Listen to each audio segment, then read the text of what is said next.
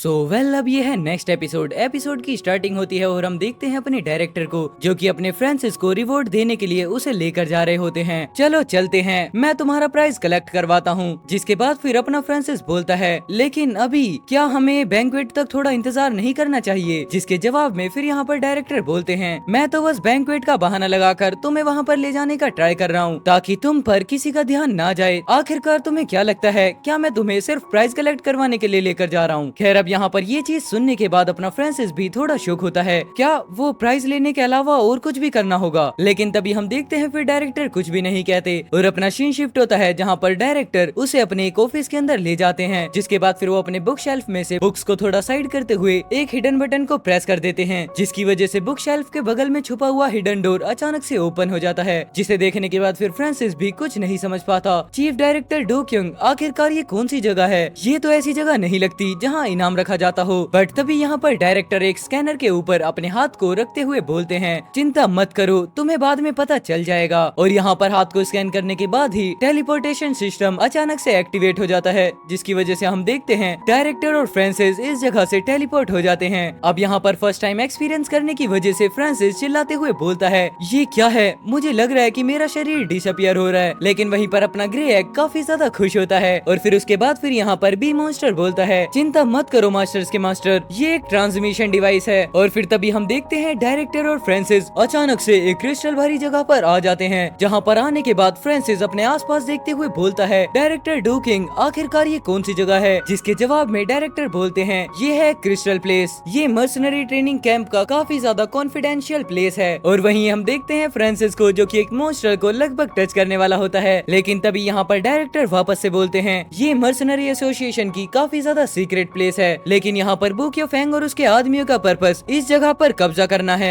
जिस बात को सुनने के बाद फ्रांसिस पलटते हुए बोलता है, क्या मर्सनरी एसोसिएशन की काफी ज्यादा सीक्रेट प्लेस? ये तो एक तरीके से मर्सनरी एसोसिएशन का ट्रेजर हुआ। लेकिन यहाँ पर डायरेक्टर क्लियर करते हुए बोलते हैं, मर्सनरी एसोसिएशन का ट्रेजर एक अलग प्लेस है, लेकिन ये जगह मर्सनरी एसोसिएशन के ट्रेजर से भी काफी ज्यादा इम्पोर्टेंट है। जहाँ पर फिर डायरेक्टर प्रेसिडेंट के बारे में सोचते हुए बोलते हैं, ये एक ऐसी जगह है जहाँ पर सिर्फ मर्सनरी एसोसिएशन के प्रेसिडेंट ही एंटर कर सकते हैं। जितना सुनने के बाद फिर अपना फ्रांसिस कंफर्म करते हुए पूछता है, तो आखिरकार डायरेक्टर डो क्योंग यहाँ पर एंटर कैसे कर पाएगा? लेकिन तभी फिर उसके बाद यहाँ पर अपना फ्रांसिस पूछता है, तो आखिरकार चीफ डायरेक्टर आप इसके अंदर कैसे आए? जितना सुनने के बाद फिर डायरेक्टर हंसते हुए बोलते हैं, तुम काफी ज्यादा समझदार हो, मैं अंदर आ सकता हूँ और उसका रीजन है जो हमारे रिसेंटली प्रेसिडेंट हैं उनके ऊपर अटैक किया गया था, वो भी तब जब वो वॉर गॉड लेवल के लिए ब्रेक थ्रू करने वाले थे। उन्हें काफी ज्यादा सीरियस इंजरी आई थी, जिसकी वजह से वो सीक्रेट प्लेस पर जाकर हीलिंग कर रहे हैं। तो उनकी गैर मौजूदगी में उन्होंने ये अधिकार मुझे कुछ टाइम के लिए दे दिया है। और अब यहाँ पर इस चीज को सुनने के बाद फ्रांसिस सोचने लगता है, प्रेसिडेंट के ऊपर किसी ने अटैक किया था। लेकिन वहीं पर डायरेक्टर वापस से बोलते हैं, अगर हमारे ओल्ड प्रेसिडेंट बिल्कुल भी इंजर्ड नहीं होते तो बुक्यो फैंग अपने प्लान्स को कभी भी इम्प्लीमेंट करने की हिम्मत नहीं कर पाता, क्योंकि जो हमारे ओल्ड प्रेसिडेंट हैं वो यहाँ पर वॉर गॉड इलाइट लेवल के टॉप 10 फाइटर्स में से एक हैं। खैर चलो छोड़ो, इस बारे में अब ज्यादा बात नहीं करते। मैं यहाँ पर तुम्हें मॉन्स्टर टेरिटरी ट्रायल में फर्स्ट आने के लिए रिवॉर्ड देने के लिए आया हूँ। फ्रांसिस, क्या तुम्हें पता है क्रिस्टल प्लेस का ओरिजिन क्या है? क्रिस्टल प्लेसेस को कभी भी ह्यूमन के थ्रू नहीं बनाया जाता, लेकिन जो हमारे प्रेसिडेंट थे उन्होंने इसे स्टारफुलन की नाइट पे डिस्कवर किया था। और उसके बाद फिर यहाँ पर डायरेक्टर छोटा सा एक पास्ट सीन बताते हैं, जहाँ पर वो बोलते हैं, एक शॉर्ट पीरियड के अंदर मॉन्स्टर्स के झुंड ने इस दुनिया पर अटैक कर दिया। हालांकि बहुत कम लोग ही जानते हैं स्टारफॉलन की नाइट को इस प्लेनेट पर काफी सारे अलग क्रीचर्स भी उतरे थे। और तभी हम देखते हैं यहाँ पर डायरेक्टर को जो कि किसी क्रीचर के सामने खड़े होते हैं। आखिरकार ये कौन सी जगह है और वो क्या है, मतलब ये किस तरीके का मॉन्स्टर है? और हम यहाँ पर देखते हैं ये मॉन्स्टर कोई और नहीं बल्कि 4 आर्म मंकी होता है। लेकिन तभी हम देखते हैं अचानक से मंकी की आंखें खुलती हैं और वो अचानक से ही आसपास तबाही मचा देता है। जिसके बाद फिर वो बोलता है, अच्छा